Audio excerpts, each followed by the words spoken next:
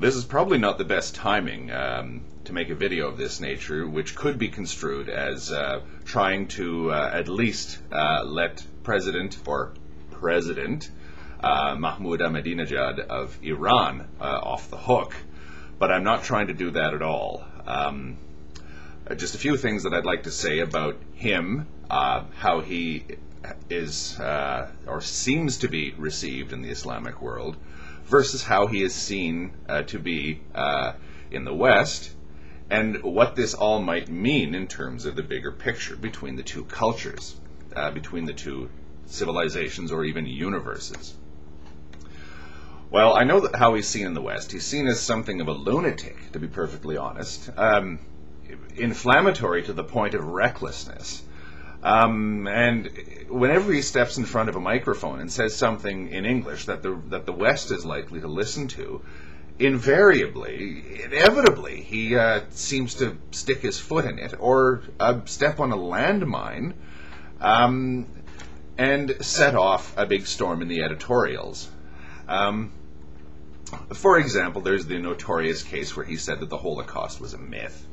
That didn't make him any friends here in the West, because Holocaust denial, I'm not sure how it's legally seen in most Western countries, but in Canada, it's a hate crime. Even though the penalties are more symbolic than real, it's still, even outside the law, it's considered a very terrible and offensive position to take. And anyone who's actually going to deny the Holocaust might not be prosecuted successfully, but he's probably going to lose all of his friends, or at least all of his decent ones.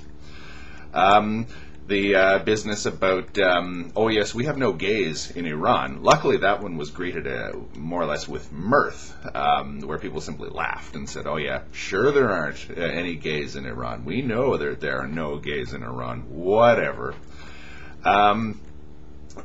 Certain other things. He tends to be a little bit inflammatory in talking about Israel. Inflammatory, what a wimp of a word to describe the things that he said about Israel. Or about the nuclear bomb and what Iran might be willing to do with it if and when it gets one. Or at least, if you read between the lines, one could see what he says in that regard. But a lot of times when people jump all over him in the West, vilify him, attack him, that kind of just bolsters his support back home. You're kind of playing into the hands of the people who support him. Again, it's an old trick. The politician gets everyone in another country or another group of countries that are seen as hostile to one's own country, to start a whirlwind of protest and rhetoric against you, and you say, see, I'm a good patriot because our enemies hate me. That's got to be a good thing. Now, this, to my mind, shows the big divide between the two cultures, but also shows what we actually have in common. The things that are in the West are considered, shall we say, sacred cows, like Holocaust denial, racism, increasingly homophobia,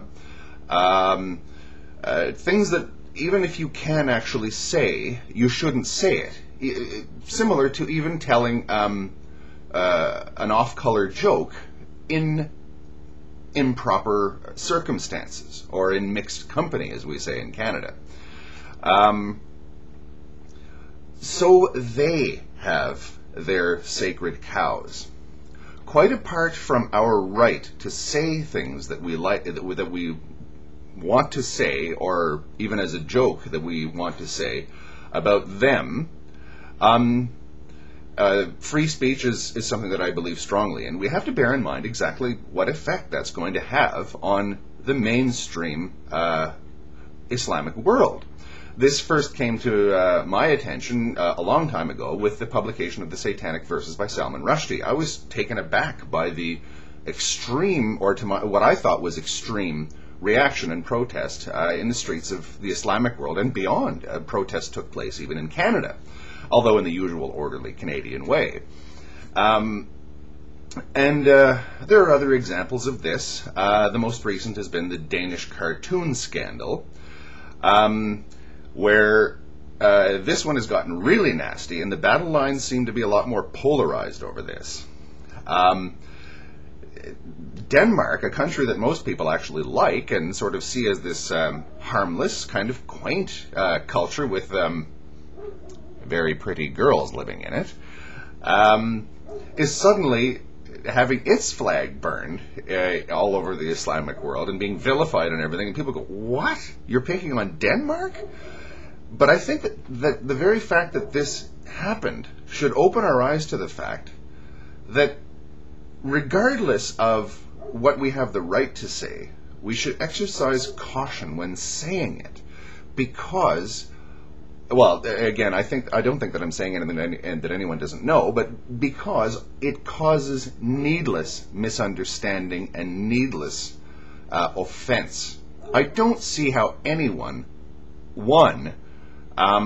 except for the hardliners on both sides, when Ahmadinejad said the Holocaust was a myth, or when the Danish cartoons were published, or I shouldn't even say when they were published, but when the controversy blew up and they were deliberately republished, or when various other misunderstandings of this sort take place. We have to be cognizant of the things that the other side may find offensive.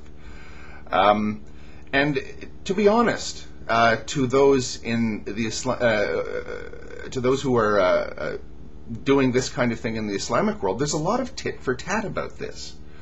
There's a lot of, okay, maybe we know that the Holocaust really happened, but we know that that really gets under your skin when we say this. So every time that you say Salman Rushdie had every right to do what he did, to publish his book, and too bad if you don't like it, they'll say the Holocaust never happened, and the predictable Pavlovian response will take place on both sides. Again, I don't really see what benefit this is. How either society, how either side of the equation gets anything out of this. All that you get is the satisfaction of walking up and tweaking the other guy's nose. Is that really worth a cartoon? Is that really worth a novel?